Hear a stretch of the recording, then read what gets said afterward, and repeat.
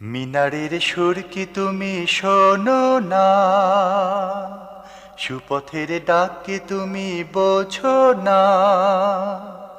মিনারের সুর কি তুমি শোনো না।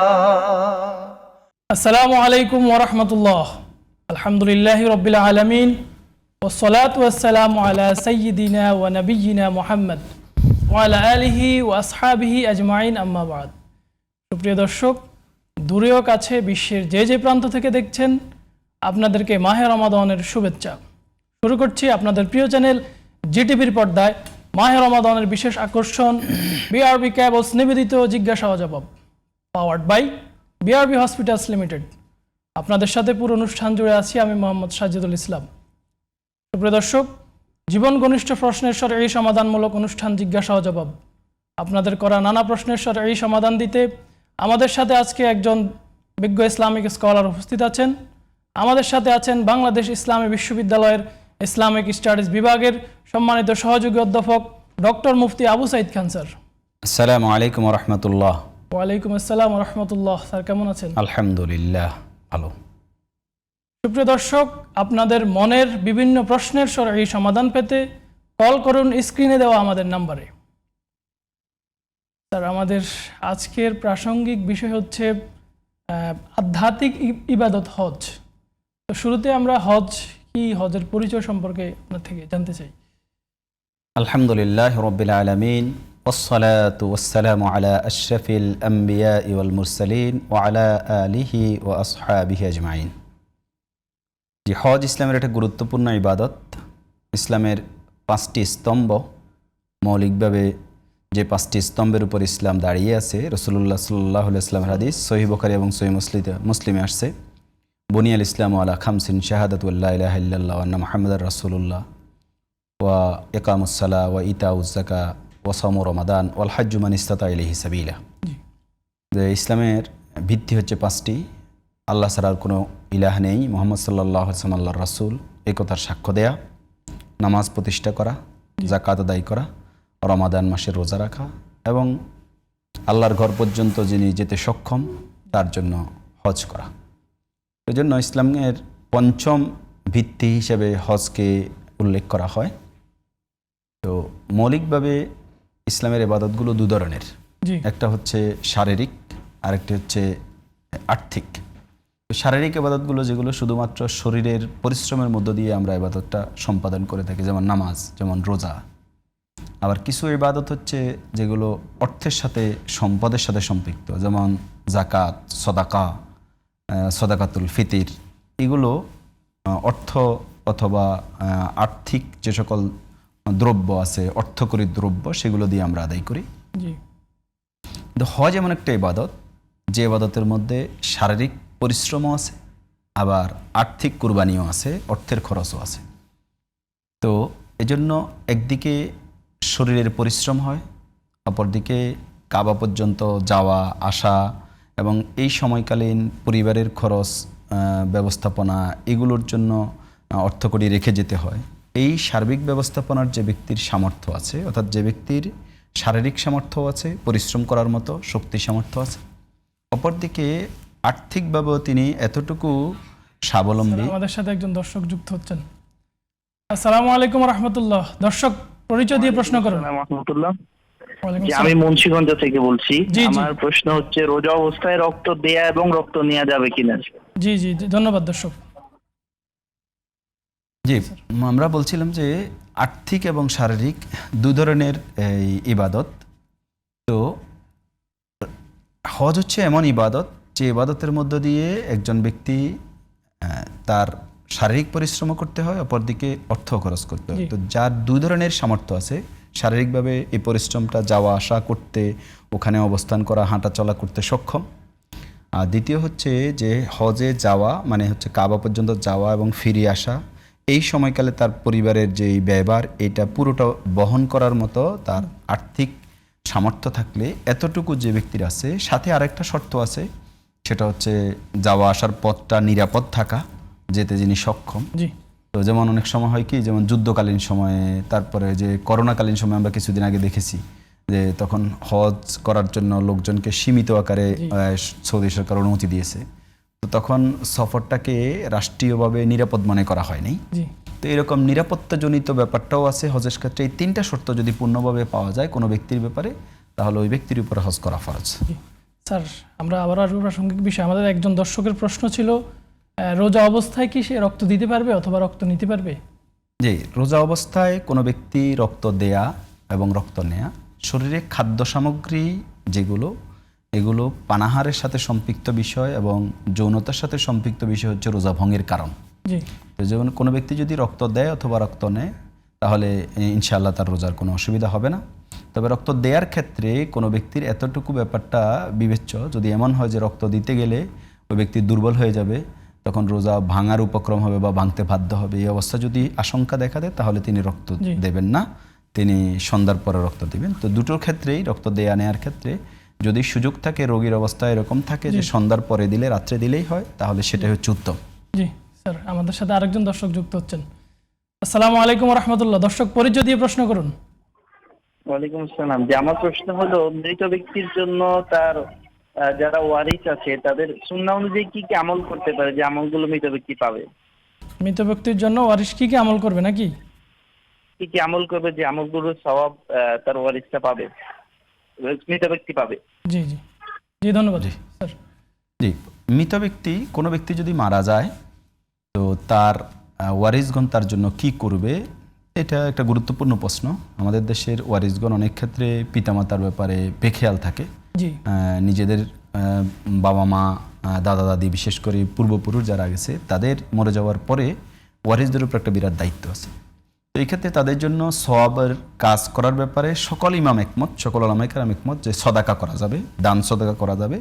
কোনো ভালো কাজ যেগুলো সমাজের উপকারে আসে, এরকম যেমন টিউবওয়েল, পানির ব্যবস্থা করে দেয়া, খাল কেটে দেয়া, রাস্তা করে দেয়া, অথবা কোথাও মসজিদ বানিয়ে দেয়া, নদীর নাব্যতা ফিরিয়ে আনা, অর্থাৎ মানুষের উপকার হয় এমন যে কোনো কাজ পিতামাতার সওয়াবের নিয়তে যদি করা হয়, অথবা দান সদাকা, টাকা পয়সা কোনো গরিব মিসকিনকে দেয়া হয়, সেগুলোর সওয়াব তার পিতামাতা পাবেন, এ ব্যাপারে কোনো দ্বিমত নেই। এরপরে হলো তেলাওয়াত করা যাবে কিনা, এটা নিয়ে দুটি মত আছে। কেউ কেউ তেলাওয়াত করাকে নিষেধ করেছেন, তবে অগ্রাধিকার পাওয়ায় এখানে মতের ক্ষেত্রে আমরা যেটাকে অগ্রাধিকার দেবো, হ্যাঁ, তেলাওয়াত করে পিতামাতার জন্য সওয়াব পৌঁছানোর জন্য যদি কেউ নিয়ত করে যে তিনি কোনো তেলাওয়াত করলেন কোরআনে কারীম এবং এটার সওয়াব তার পিতামাতা পাকে নিয়ত করলেন, এটা পাবে ইনশাআল্লাহ। আর দোয়া করতে পারে। পিতামাতার জন্য সবচেয়ে বড় ব্যাপার হচ্ছে দোয়া করা।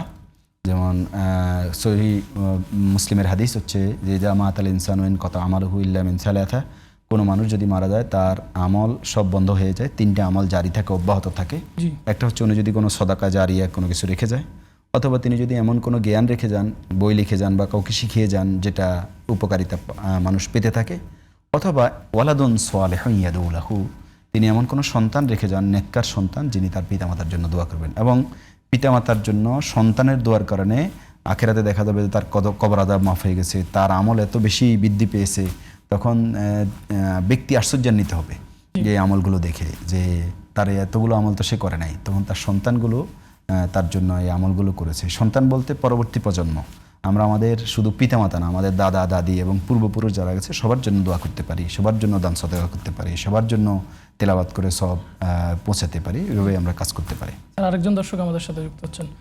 আসসালামু আলাইকুম রহমতুল্লাহ। দর্শক পরিচয় দিয়ে প্রশ্ন করুন। ওয়ালাইকুম আসসালাম। জি, আমি ঢাকা থেকে বলছি। আমার প্রশ্ন হচ্ছে, আমরা আগে জানতাম যে কোরআনের আয়াত সংখ্যা হচ্ছে ৬৬৬৬, এখন আবার ওলামায়ে কেরাম বলে যে ৬২৩৬টি। আসলে কোনটা আমরা গ্রহণ করব, বা সঠিক কথা কোনটি, সঠিক আয়াত সংখ্যা কোনটি? আর যদি ৬২৩৬টি হয় তাহলে বিশাল একটা পার্থক্য ৬৬৬৬টির সাথে, এটা কেন একটু জানতে চাই। জি দর্শক, ধন্যবাদ। দর্শক কোরআনের আয়াত সম্পর্কে জানতে চেয়েছেন। জি, কোরআনে কারিমের আয়াত সংখ্যা কত, এটা আসলে আমাদের এই দেশে একটা ভুল বিষয় প্রচার হয়ে গেছে, ৬৬৬৬। আমার মনে হয় এটি লিখার সুবিধার্থে ৬-৭টা একসাথ করে ৬৬৬ লেখার সুবিধার্থে হয়তো বা কেউ লিখেছে বা বলেছে বইপত্রে, এই ভুলটাই প্রচার হয়ে গেছে। কিন্তু কোরআনে কারিমের আয়াত হচ্ছে ৬২৩৬, এটাই হলো বিশুদ্ধ মত।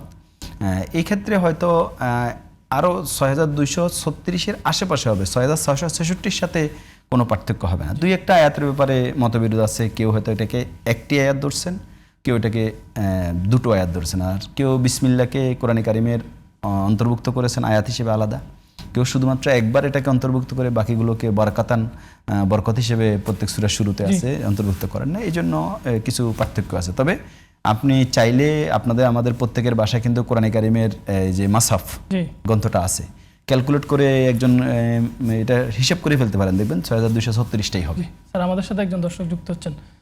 আসসালামু আলাইকুম রহমতুল্লাহ। দর্শক পরিচয় দিয়ে প্রশ্ন করুন। যে আমি হলো গাইবান্ধা থেকে রেশমা বলছি। জি। আমার আজকে হঠাৎ করে হাত থেকে কোরআন শরীফ হাত থেকে পড়ে গেছে, তার জন্য কি করার দরকার? জি দর্শক ধন্যবাদ। স্যার সময় হলো একটি বিরতির পর আমরা আবার আপনার থেকে শুনবো, আমাদের দর্শকের উত্তর জানবো। সুপ্রিয় দর্শক, আপনারা দেখছেন বিআরবি কেবলস নিবেদিত জিজ্ঞাসা ও জবাব, powered by BRB hospitals limited. সুপ্রিয় দর্শক, সময় হলো একটু বিরতির পর আমরা আবারও ফিরে আসবো, ততক্ষণে আমাদের সাথেই থাকুন। সুবহানাল্লাহি ওয়া বিহামদিহি সুবহানাল্লাহিল আযীম। মিনারের সুর কি তুমি শোনো না? আসসালামু আলাইকুম রহমতুল্লাহ। বিরতির পর আবারও ফিরে এলাম। সুপ্রিয় দর্শক, আপনারা দেখছেন বিআরবি কেবলস নিবেদিত জিজ্ঞাসা ও জবাব অনুষ্ঠান, powered by BRB hospitals limited. আপনাদের সাথে আছে আমি মোহাম্মদ সাজিদুল ইসলাম। সুপ্রিয় দর্শক, আপনাদের মনের নানা প্রশ্নের সরাসরি সমাধান পেতে কল করুন স্ক্রিনে দেওয়া আমাদের নাম্বারে। তার বিরতির পূর্বে আমাদের একজন দর্শকের প্রশ্ন ছিল যে কোরআন শরীফ ওনার হাত থেকে পড়ে গেছে, এখন এর জন্য করণীয় কি? জি, কোরআনে কারিম এটা আমাদের এই কাছে সবচেয়ে সম্মানিত একটা বিষয়, আল্লাহ তাআলার পক্ষ থেকে প্রেরিত একটা গ্রন্থ। এই জন্য এর প্রতি সম্মান প্রদর্শন করা, এটাকে সম্মানের সাথে দেখা, যত্ন করা, এটা প্রত্যেক ইমানদার মুসলিমেরই দায়িত্ব।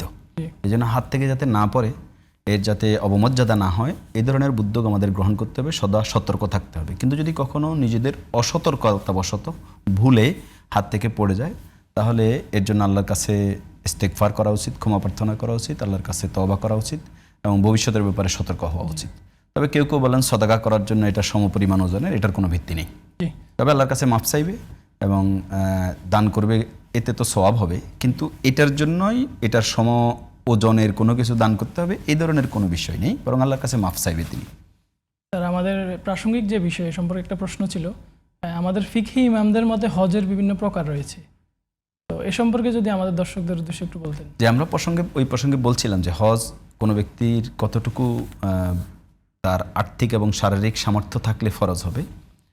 তো এই হজটা ফকিহগণ মুফতিগণ 3 ভাগে ভাগ করেছেন। একটাকে বলা হয় ইফরাদ, একটাকে বলা হয় তামাত্তু, একটাকে বলা হয় কিরান।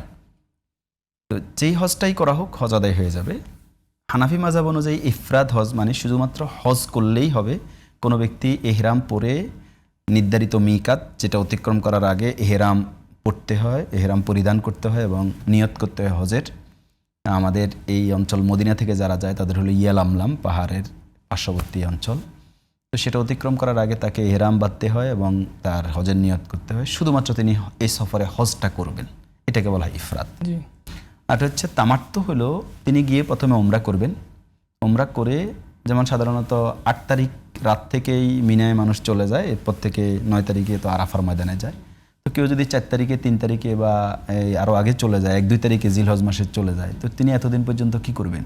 তিনি গিয়ে প্রথমে ইহরাম বেঁধে উমরা করে ফেলবেন। উমরা করে তিনি মাথার চুল ছোট করে, কেউ চাইলে মুন্ডাতেও পারে, চুল ছোট করে তিনি হালাল হয়ে যাবেন, স্বাভাবিক জীবনযাপন করবেন।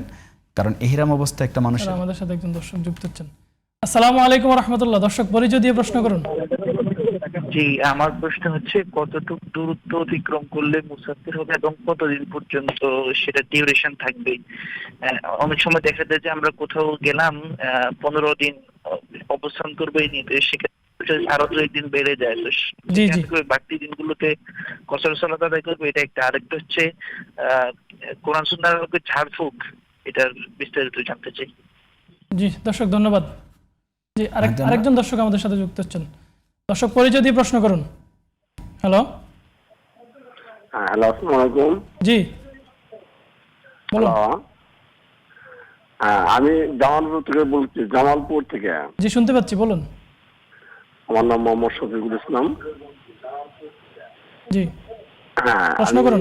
আপনাকে প্রশ্ন করতেছি, নামাজ যে পড়া, প্রতি রাকাত কয় তাকবীরের নামাজ? জি দর্শক, নামাজে প্রতি রাকাতে কয় তাকবীর, এই তো? হ্যাঁ, কয় তাকবীরের নামাজ? জি ধন্যবাদ। জি স্যার। যে আমরা যে প্রসঙ্গ বলছিলাম আরেকটা হলো যে তিনি ওমরাটা করে তিনি হালাল হয়ে যাবেন, মাথার চুল ছোট করে, এরপরে 2-4 দিন 5 দিন তিনি স্বাভাবিকভাবে থাকবেন, কারণ ওমরা এহরাম অবস্থায় অনেকগুলো সীমাবদ্ধতার মধ্যে থাকতে হয়। তো তখন আর এই সীমাবদ্ধতা তার থাকতে হবে না। এরপরে নির্ধারিত দিনে যখন হজের সময় আসবে তিনি হজ করবেন, এটাকে বলা হয় তামাত্তু। আরেকটা হচ্ছে এহরাম বেঁধেই তিনি ঢুকবেন মিকাতের মধ্যে, এরপরে তিনি ওমরা করে ওই এহরাম থাকা অবস্থায় একই এহরাম দিয়েই হজ করে ফেলবেন, এটাকে বলা হয় কেরান। তো এটা সাধারণত যদি কেউ একবারে 6-7 তারিখে যাইয়া মক্কাতে পৌঁছায়, তো তার মানে একদিনের জন্য তিনি আর হালাল হন না, তিনি ওমরা করে একসাথে কি করেন। তো তবে যে কোনো হজ করলেই হয়ে যাবে। তবে শাফি মালিকি হাম্বলির মত হচ্ছে ওমরা করা যেহেতু ওয়াজিব, এই জন্য সেখানে হয়তো তামাত্তু করা লাগবে, নাহলে কেরান করা লাগবে, ইফরাত করলে শুধু হচ্ছে না। আর হানাফি মাযহাব মতে ওমরা করা যেহেতু সুন্নাহ, অতএব কেউ যদি ওমরা না করে শুধু হজ করে, ইফরাত হজ করে, এতেও কোনো অসুবিধা নাই। তবে হজ জীবনে একবার ফরজ, কেউ যদি একাধিক করে সেটা নফল হিসেবে সাব্যস্ত হবে। স্যার আমাদের আরেকজন দর্শকের প্রশ্ন ছিল যে কতটুকু দূরত্ব হলে ওই ব্যক্তিকে মুসাফির বলা যাবে, আর এটার সময়সীমা কতটুকু? রাসূলুল্লাহ সাল্লাল্লাহু আলাইহি ওয়াসাল্লামের জামানায় আসলে রাসূলুল্লাহ সাল্লাল্লাহু আলাইহি ওয়াসাল্লামের যে হাদিসগুলো পাওয়া যায় মুসাফিরের ব্যাপারে, তো সেক্ষেত্রে 3 দিনের হাদিস বেশিরভাগ ক্ষেত্রে পাওয়া যায়। যে কোনো ব্যক্তি যদি 3 দিন সফর করে, তো সেই 3 দিনের সফরে এখনকার জামানায় তো 3 দিন না, একদিনে সারা পৃথিবী ঘুরে আসা যাবে। তো তাহলে 3 দিন সফরে কোথায় যাবে? পৃথিবীর বাইরে চলে যাবে। তো তাহলে আসলে এখানে দূরত্বটা হচ্ছে বিষয়, এখানে সময়টা বিষয় না, সফরের সময় না, বিষয় হলো দূরত্ব। তো স্বাভাবিকভাবে মুহাদ্দিসিনে কেরাম, ফুকাহায়ে কেরাম এটা বের করেছেন যে একদিন মানুষ উটে করে যেহেতু তখন সফর করতো, তো স্বাভাবিক পন্থায় হাঁটলে কতটুকু উটের হাঁটা গতিতে কতটুকু যেতে পারে, তো সেই হিসেবে এটাকে 16 মাইল, 3 দিনের সফর হচ্ছে 48 মাইল দূরত্বকেই, এবং অধিকাংশ ফুকাহায়ে কেরাম এটাকেই গ্রহণ করেছেন। সৌদি আরবের অধিকাংশ ফকি এটাকে গ্রহণ করেছেন। হানাফি মাযহাবের মতো হচ্ছে এটা 48 মাইল দূরত্বে কেউ যদি সফর করে, তাহলে 48 মাইল বর্তমানে কিলোমিটার অনুযায়ী 78 বা 78-79 কিলোমিটারের মতো হয়, বা 80 কিলোমিটারের মতো হয়। আপনারা এই কিলোমিটারের আলোকে মাইলকে কনভার্ট করে বুঝতে পারবেন, এবং ইজিলি এটা ক্যালকুলেটারে করা যাবে। এতটুকু দূরত্ব যদি কেউ সফরের নিয়তে বের হয়, নিজ এলাকা ছেড়ে যাওয়ার পর থেকে তিনি মুসাফির হিসেবে গণ্য হবেন। এখন কতদিন পর্যন্ত তিনি মুসাফির হবেন, এটার ক্ষেত্রেও অনেকগুলো মত আছে। আমরা এখানে আমাদের অঞ্চলে যেহেতু হানাফি মাযহাবের মানুষের অনুশীলনটা বেশি, হানাফি মাযহাবের অগ্রাধিকারপূর্ণ ফতোয়া হচ্ছে 15 দিন। সর্বোচ্চ কেউ যদি 15 দিন পর্যন্ত কোথাও অবস্থান করে তাহলে তিনি মুসাফির হবেন। এর চেয়ে বেশি হলে তিনি মুসাফিরের যে সুযোগটা আছে, তিনি নামাজ কসর করার বা রোজা ভাঙার যে অনুমতি, এটা তিনি আর থাকবে না। তিনি মুকিম হিসেবে অর্থাৎ স্থায়ী বাসিন্দা হিসেবে সাব্যস্ত হবেন। তিনি নামাজ কসর করবেন না, পূর্ণ নামাজ পড়বেন, এবং রোজা ভাঙার যেই সুযোগ এটাও তিনি আর পাবেন না। জি স্যার, আপনাকে ধন্যবাদ। আমাদের সাথে আরেকজন দর্শক যুক্ত হচ্ছেন। আসসালামু আলাইকুম রহমতুল্লাহ। দর্শক পরিচয় দিয়ে প্রশ্ন করুন। হ্যালো, কলটি কেটে গেছে। স্যার আমাদের দর্শকের আরেকটি প্রশ্ন ছিল যে আমাদের সমাজে প্রচলিত আছে যে ঝাড়ফুঁক করার, তো এই ঝাড়ফুঁকটাকে ইসলাম কতটুকু সমর্থন করে, বা এটা শরীয়ত সম্মত কিনা, যদি এ সম্পর্কে একটু বলতেন। ঝাড়ফুঁকের ব্যাপারে, ঝাড়ফুঁক শরীয়ত সম্মত।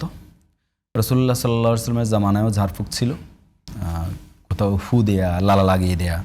এবং রাসূলুল্লাহ সাল্লাল্লাহু আলাইহি ওয়াসাল্লাম তো সহিহ মুসলিমে একটা হাদিস আছে, ছোট বাচ্চাদেরকে দোয়া পরে রাসূলুল্লাহ সাল্লাল্লাহু আলাইহি ওয়াসাল্লাম ফু দিতেন, সকালে 3 বার, সন্ধ্যায় 3 বার। উইযুকা বিকালিমাতিল্লাহি তাম্মাতি মিন কুল্লি শাইতানিন ওয়া হাম্মাতিন ওয়া মিন কুল্লি আইনিন লাম্মা। রাসূলুল্লাহ সাল্লাল্লাহু আলাইহি ওয়াসাল্লাম বলছেন যে তিনি হাসান এবং হুসাইনকে রাদিয়াল্লাহু তাআলা আনহুমা এই দুজনকে ফু দিয়েছেন, এবং তিনি বলছেন ইব্রাহিম আলাইহিস সালাম, ইসমাইল আলাইহিস সালামকে এই দোয়া পরে ফু দিতেন। এই জন্য কোরআনে কারীম এবং হাদিসের যে সকল দোয়াগুলো আছে এগুলো পড়ে তেলাওয়াত করে কাউকে ফু দেয়া এটা জায়েজ সম্পূর্ণ, অথবা লালা লাগিয়ে দেয়া, এগুলো শরীয়ত সম্মত। বাকি আমাদের দেশে কোরআন হাদিসের বাইরেও কিছু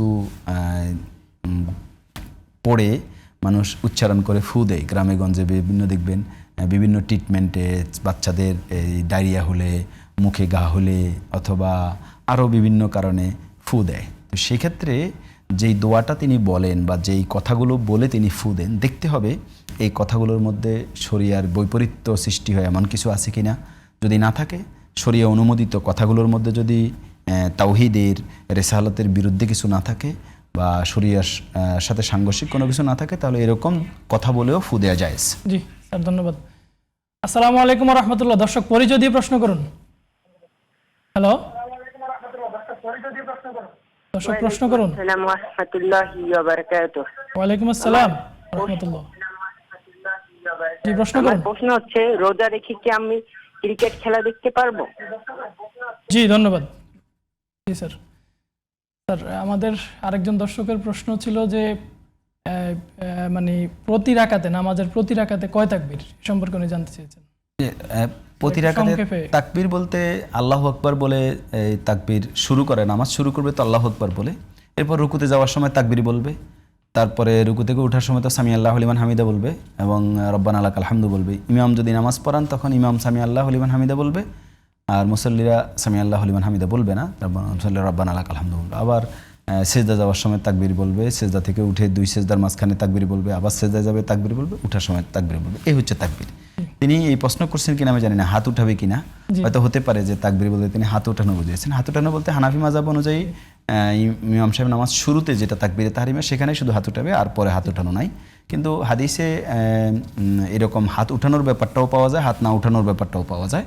তো কেউ যদি হাত উঠায়, যেমন রুকুতে যাওয়ার সময় হাত উঠায়, রুকু থেকে উঠে আবার হাত উঠায়, সেজদা যাওয়ার সময় হাত উঠায়, এটা করলেও কোনো অসুবিধা নাই, এটা সুন্নাহসম্মত। আর না উঠানোটাও সুন্নাহসম্মত। আমরা মনে করি তো প্রত্যেকটার ক্ষেত্রেই নামাজ হয়ে যাবে ইনশাআল্লাহ। আরেকজন দর্শক যুক্ত হচ্ছেন।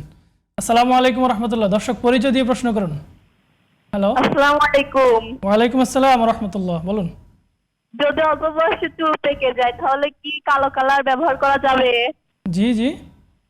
যদি অল্প বয়সে চুল পেকে যায় তাহলে কি কালো কালার ব্যবহার করা যাবে? জি, ধন্যবাদ ধন্যবাদ।